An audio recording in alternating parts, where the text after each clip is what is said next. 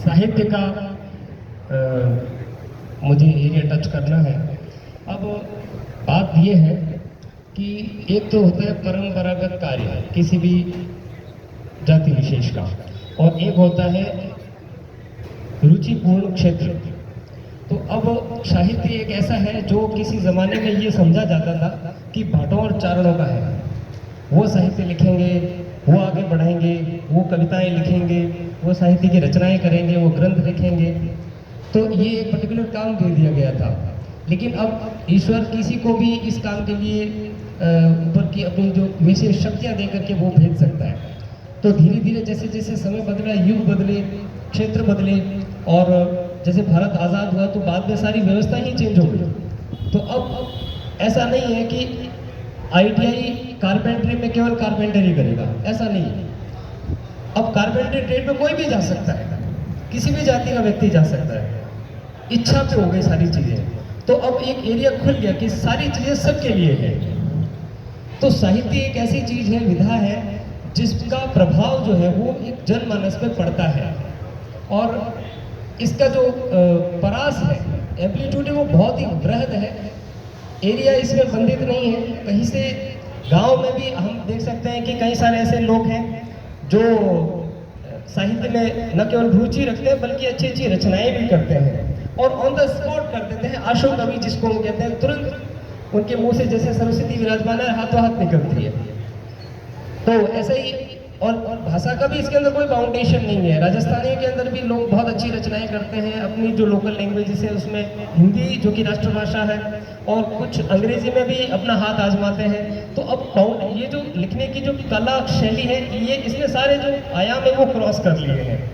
मैं एक नाम विशेष रूप से लेना चाहूँगा कि जोधपुर के अंदर एक राजस्थानी शब्दकोश चलता है। राजस्थान शब्दकोश एक बहुत ही मतलब प्रसिद्ध रचना है सीताराम लालस की। तो सीताराम लालस ने वो रचना तो करी, श्रेय उनको जाता है, लेखक का नाम उनका है, लेकिन जो मेन कंट्रीब्यूशन है, मेहनत है, शब्दों के कलेक्शंस के पीछे की जो उन्होंने परिश्रम किया, वो भंवरलाल सुथार ने किया। तो सांचौर के हैं और भंवरलाल जी सुथार है, जिनको इस बार मारवाड़ रत्न का पुरस्कार भी मिला पिछले साल। और हमने संपर्क करने का भी प्रयास किया था ताकि वो भी पहुंच पाए, लेकिन स्थिति और थोड़ी दूरगम्यता को देखते हुए वो नहीं पहुंच पाए। लेकिन जो राजस्थान मारवाड़ रत्न का पुरस्कार उनको दिया गया भंवरलाल जी सुथार को, वो उसी चीज के, उसी कंट्रीब्यूशन के लिए दिया गया जो साहित्य में उन्होंने अपने दिया। और अगर राजस्थानी शब्दकोश की बात करें तो चूंकि लोकल लैंग्वेज है, हमारे राजस्थान की है, जिसको अभी तक मान्यता भी अपने संविधान में नहीं मिली है, परंतु काम निरंतर जारी है।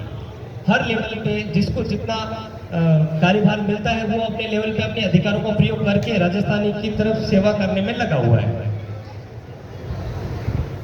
रह के बीच बीच में ऐसे ऐसे लोग आते रहते हैं, जैसे जयपुर में एक वो स्प्रिंग बोर्ड एजुकेशन के अंदर राजवीर सर है, वो भी इस चीज़ के लिए बहुत अच्छी तरफ से अपना प्रमोट करते रहते हैं और कहते हैं कि राजस्थानी में लिखो, राजस्थानी में पढ़ो, और मारवाड़ी में अपनी लैंग्वेज को प्रमोट करो जितना हो सकता है। तो साहित्य की बात जहाँ तक है, साहित्य की सेवा करना एक रुचि का विषय है और कोई भी कर सकता है। एक बच्चे से लेकर के बूढ़ा तक व्यक्ति जो है वो इस क्षेत्र में उतर सकता है, साहित्य के अंदर उतर सकता है। क्योंकि सरकारें तो जैसे 5 साल आती है, 60 साल बाद आप व्यक्ति रिटायर हो जाता है, लेकिन जो साहित्य है ना, वो साहित्य बरसों बरस तक रहता है, सदियों तक रहता है। आज तो बरसों पुराने जो वेद है, साहित्य है, वो रचनाएं करने वाले, उनका नाम आदर सहित हम अभी भी लेते हैं। तो चाहे छोटी किताब हो, बड़ी किताब हो, ग्रंथ हो, पुराण हो, वेद हो, उन्हीं की अहमियत होती है और वो सदियों सदियों तक विद्यमान रहते हैं और जनमानस में चेतना का और उद्विग्नता का एक संचार करते हैं, ऊर्जा का संचार करते हैं। तो साहित्य नो डाउट बहुत सारी चीज़ों का सामना कर रहा है, क्योंकि मैंने कहा कि इसका जैसे आज बहुत ज़्यादा लोग विद्यमान हैं, लेकिन रात के प्रोग्राम के अंदर इतने लोग विद्यमान नहीं थे, और जैसे जैसे लाइट चली गई तो कुछ लोग वो निद्रा में भी चले गए उसके साथ साथ। तो ये मैं मानता हूँ कि सभी का रुचिपूर्ण विषय नहीं है साहित्य, लेकिन कला तो है। कला तो हमारे अंदर कूट कूट के भरी हुई है, और जो साहित्य है वो भी एक लेखन कला है, एक प्रकार की विधा है। जैसे सिंगर है, जो वो एक प्रकार की कला होगी। तो साहित्य का लेखन करना, साहित्य के अंदर आगे बढ़ना, साहित्य की चीज़ों को परिश्रय करना, ये एक रुचि का विषय है। और इसके अंदर भी हमको हाथ आजमाना चाहिए। छोटा बच्चा हो या वृद्ध हो या प्रौढ़ हो, जो नए लड़के हैं या जिन्होंने इस क्षेत्र में कभी देखा ही नहीं, तो उनको इसमें जरूर हाथ आजमाना चाहिए, इस क्षेत्र में आगे बढ़ना चाहिए। और अपनी तरफ से, जैसे भोमराज भाई साहब ने कहा कि हम अपनी तरफ से इस चीज़ को कितना दे सकते हैं। अगर हम अपना परिश्रम पूरा देंगे, हमारा कंट्रीब्यूशन पूरा रहेगा, तो निश्चित बात है कि प्रसिद्धि तो मिलनी ही मिलनी है। लेकिन वो स्वर्णिम अक्षरों के अंदर लिखा जाएगा कि ये कार्य किसने किया, ये इसने किया। कि रामचरितमानस जिसने लिखी, तुलसीदास जी ने लिखी, तो वो नाम छप जाता है हमेशा के लिए। किताब का लेखक और उसका मैसेज वो सदियों सदियों तो युगांतर तक अपनी छाप छोड़ जाता है। तो साहित्य के क्षेत्र में अगर हमारा जितना भी कंट्रीब्यूशन हो सकता है, जितना सहयोग हो सकता है, जितना योगदान हो सकता है, हमको देना चाहिए।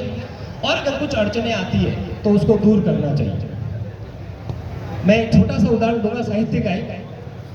मैं बालेश्वर से हूँ, और बालेश्वर के अंदर एक लंबे समय तक, जैसे जो बड़े बुजुर्ग हैं हमारे, है ना, उनको प्रणाम है मेरा। और वो जानते होंगे कि बालेश्वर जो बसाया गया था वो बालोजी सुथार ने बसाया था। बालोजी सुथार के नाम से थे, वही बालेश्वर नाम पड़ा। और बालेश्वर की जो जागीरी है वो भी सुथारों के नाम पर ही। बालोजी सुथार ने जो सल्तनत के टाइम की बात है कि उस वक्त रेख नहीं भरी गई, रेख समझते हैं कि मतलब वो जो टैक्स नहीं भरा गया। तो वहाँ की जो बालोजी जो ठाकर साहब थे, वो एक बार आए, जैसे शाम के समय खतौड़ में बैठते हैं, खाती और खतौड़, देखो ये नाम भी जुड़ा हुआ है हमारे इतिहास में, मिलता है हमको। तो जब बैठे तो ठाकर साहब क्या आज मोड़ा मोड़ा की करना, वो कई बात है। तो क्या यार मोड़ा कहीं एक्चुअली कहीं कि वो अपनी जमीन जगी है, जागीरदारी आ खालसा होगी। खालसा मतलब कि वो अब हमारे पास नहीं रही, जागीर हमारे पास नहीं रही। क्यों? कि सर रेख नहीं भरी जी, रेख नहीं भरी गई। तो रेख नहीं भरी गई तो इसका क्या किया जाए?